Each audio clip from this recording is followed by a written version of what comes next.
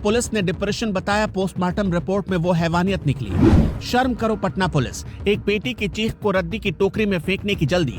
कौन है वो वीआईपी जिसको बचाने के लिए पूरा सिस्टम अंधा बन गया? सिर्फ 6 दिन और एक सपना लाश में तब्दील। पटना के गर्ल्स हॉस्टल आखिर कब तक बने रहेंगे बेटियों के लिए डेथ ट्रैप?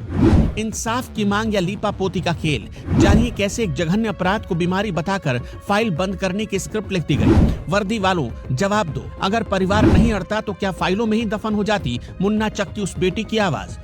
पटना की सड़कों पर सन्नाटे के बीच ये सवाल गूंजने लगा है कि आखिर सिस्टम ने एक बेटी की चीख को रद्दी की टोकरी में फेंकने की इतनी जल्दबाजी क्यों दिखाई, और खाकी वर्दी के पीछे छिपे कौन से चेहरे हैं जो एक जघन्य अपराध को बीमारी का नाम देकर फाइल बंद करने पर आमदा थे।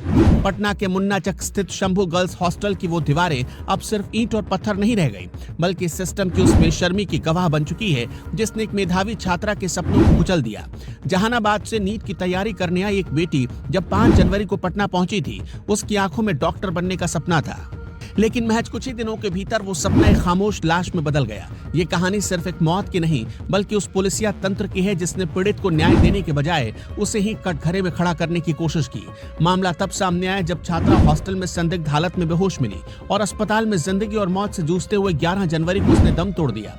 परिवार वाले पहले दिन से चीख चीख कर कह रहे थे कि उनकी बेटी के साथ गलत हुआ है और उसके शरीर पर चोट के निशान है जो किसी अनहोनी की तरफ इशारा कर रहे हैं। लेकिन पटना पुलिस का रवैया देखिए, बजाय जांच करने के पुलिस के बड़े बड़े अधिकारियों ने प्रेस के सामने आकर एक बनी बनाई कहानी सुना दी। उन्होंने कहा कि छात्रा डिप्रेशन में थी और उसे नींद की गोलियों की लत थी। पुलिस ने बिना किसी ठोस मेडिकल रिपोर्ट के ये नैरेटिव सेट करने की कोशिश की कि ये कोई अपराध नहीं बल्कि ओवरडोज और बीमारी का मामला है। लेकिन झूठ के पांव ज्यादा देर तक नहीं टिकते। जब पोस्टमार्टम रिपोर्ट सामने आई तो पुलिस की थ्योरी की धज्जियां उड़ गई। जिस मौत को पुलिस बीमारी बता रही थी उस रिपोर्ट में साफ लिखा गया था कि छात्रा के साथ यौन हिंसा की संभावना से इनकार नहीं किया जा सकता। ये वो लाइन थी जिसने पूरे बिहार को हिलाकर रख दिया। सवाल ये उठता है कि आखिर पुलिस को इतनी जल्दी क्या थी? क्यों बिना वैज्ञानिक जांच के एक मृत छात्रा के चरित्र पर डिप्रेशन और नशे का धब्बा लगाने की कोशिश की गई? क्या ये किसी को बचाने की साजिश थी या फिर कामचोरी की इंतहा?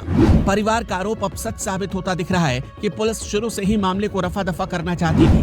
पोस्टमार्टम रिपोर्ट के खुलासे के बाद जब दबाव बढ़ा तो पुलिस को झुकना पड़ा। हॉस्टल के मालिक मनीष कुमार रंजन को गिरफ्तार कर लिया गया जो घटना के वक्त वहीं मौजूद थे। लेकिन ये गिरफ्तारी तब हुई जब जनता का गुस्सा 7वें आसमान पर पहुंच गया। पटना की सड़कों पर छात्र संगठनों और आम लोगों का हुजूम उमड़ पड़ा। आर ब्लॉक से लेकर आयकर गोलंबर तक इंसाफ की मांग गूंजती रही।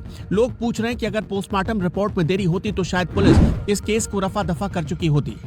हॉस्टल के अंदर क्या हुआ और मालिक की भूमिका क्या थी, इसकी निष्पक्ष जांच अब तक सबसे बड़ा मुद्दा बन चुका है। यह घटना बिहार की कोचिंग और हॉस्टल कल्चर पर लगा एक बदनुमा दाग है।